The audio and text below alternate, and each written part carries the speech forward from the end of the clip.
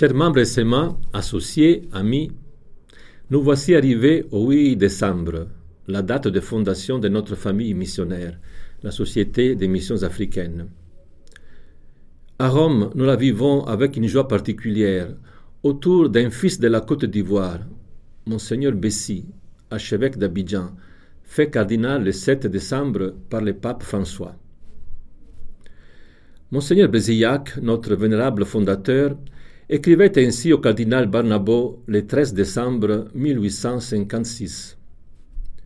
Le jour de l'Immaculée Conception, nous sommes allés au nombre de 7 offrir notre entreprise à la Sainte Vierge, au pied de son image vénérée sur la colline de Fourvière. Là, nous avons renouvelé la résolution de nous vouer entièrement à l'œuvre des missions africaines.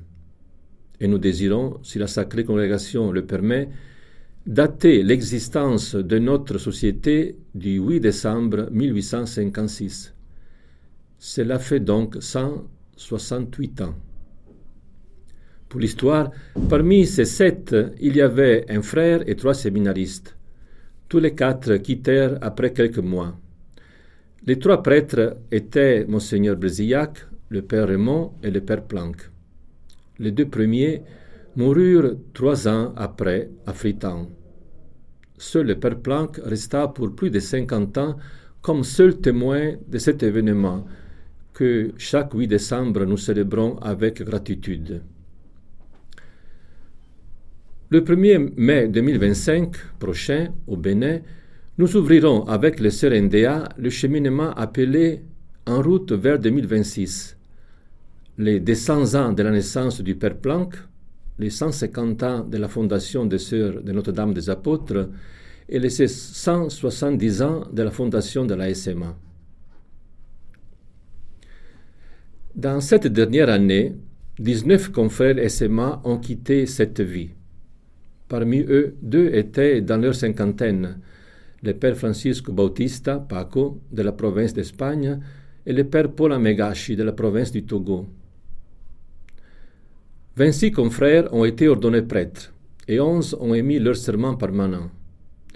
Je voudrais signaler que parmi ces derniers, il y a le premier membre permanent de la délégation d'Angola. Selon les statistiques fournies récemment par le père Dominique, nous avons en ce moment environ 370 séminaristes en formation initiale, auxquels on peut ajouter environ 70 dans les années préparatoires. Dans le souci d'optimiser la capacité et le nombre de nos maisons de formation, un projet est en cours d'avoir une maison de philosophie pour les pays de l'Afrique de l'Est et de consacrer toute la maison de Nairobi à la théologie.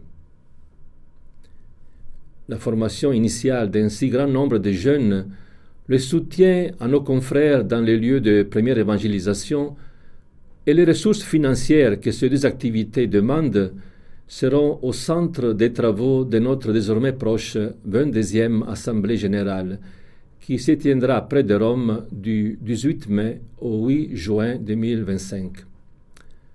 Le thème, vous le connaissez déjà, mis à part pour l'annonce de l'Évangile en Afrique, avec l'Afrique et à partir de l'Afrique. Merci pour le bon travail fait par chaque entité sur les questionnaires proposés par la commission préparatoire. Et merci à cette commission pour l'élaboration des réponses et les synthèses préparées pour les membres de l'Assemblée. Ceux-ci sont déjà connus. 27 membres de droit, 29 membres élus et un invité permanent, c'est-à-dire l'économe général. Pour eux a déjà commencé une série de 7 visioconférences mensuelles. Elles constituent une aide précieuse pour connaître l'état de la société et prendre conscience de ses ressources et ses défis. L'Assemblée est un moment fort de la vie de notre société. Elle est aussi un témoignage de synodalité dans sa préparation, sa célébration et sa réception.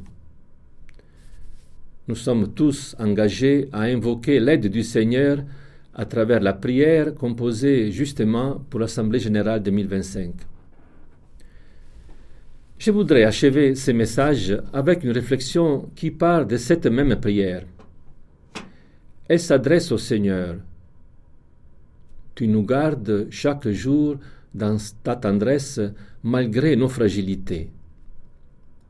Un de nos membres m'a demandé pourquoi on a écrit « malgré nos fragilités » au lieu d'écrire « grâce à nos fragilités ». Il voulait souligner que le succès de notre mission n'est pas directement lié à nos capacités humaines, au développement de nos compétences et de notre zèle.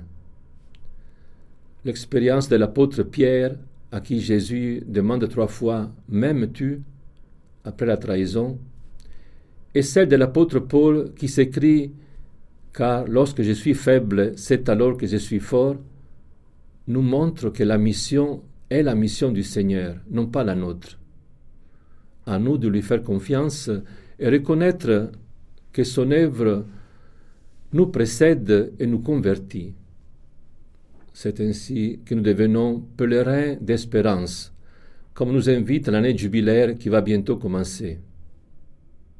Bonne fête du décembre, bonne fête dans la joie et la reconnaissance, dans le pardon donné et reçu, dans la joyeuse découverte que nous sommes une famille missionnaire internationale, mise à part pour annoncer l'Évangile en Afrique, avec l'Afrique et à partir de l'Afrique. Bonne fête.